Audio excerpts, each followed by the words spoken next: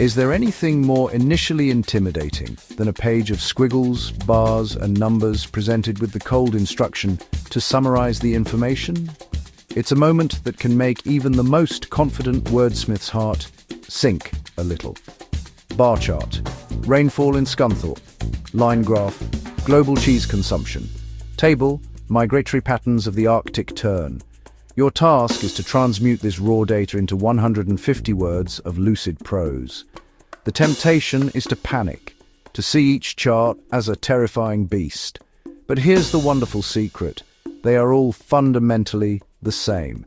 This secret is the key to unlocking task 1 with confidence. Pie chart, process diagram, complex table. The response structure and language can stay remarkably consistent. This is not a test of creative genius or dramatic storytelling. It is a test of your ability to observe, report, and compare with clarity and precision. Examiners want a clear, factual account, not a sonnet. This revelation is liberating. The method: hook, structure, template. Hook, your opening sentence reframes the question. Structure, the unshakable 4-paragraph framework. Template, reliable phrases and sentence starters, a master key for many locks. Master this strategy and complex challenges become predictable. This is about working intelligently, not cutting corners.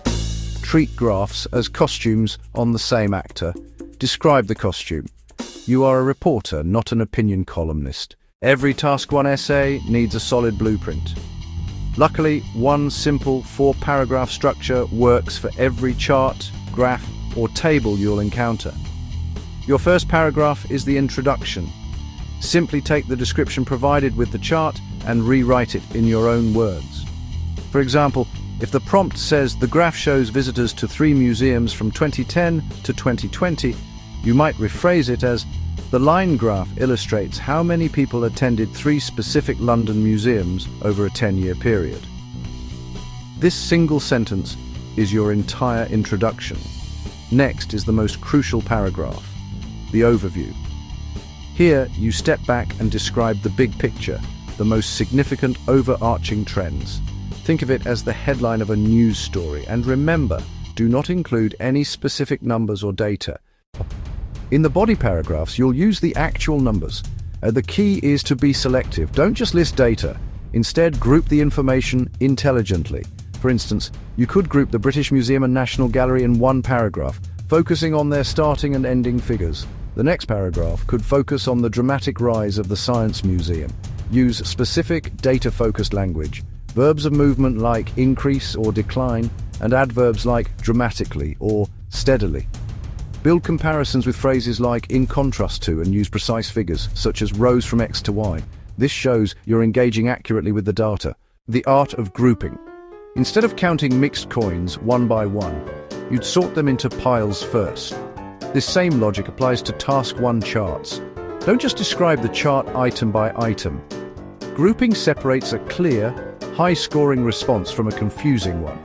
Your goal is to divide the information into 2 logical paragraphs. For trends, group similar lines together.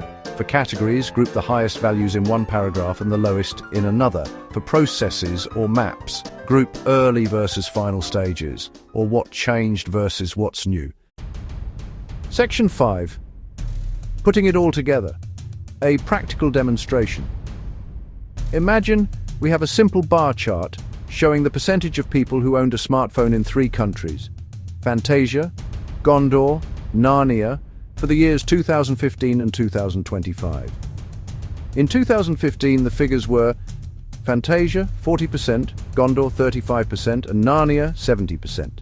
By 2025, Fantasia 85%, Gondor 82%, and Narnia 90%. Overall, the proportion of people owning a smartphone increased across all 3 nations over the 10-year period. It is also clear that Narnia had the highest percentage in both years, while Fantasia and Gondor saw the most dramatic growth.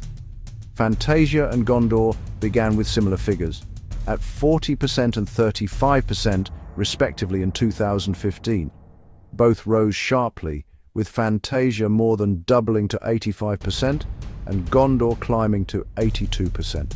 In contrast, Narnia started as the clear leader at 70% and increased more modestly to 90%.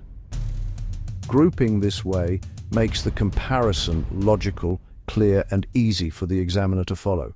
Finally, let's cover some common pitfalls and time management. A frequent error is including personal opinion.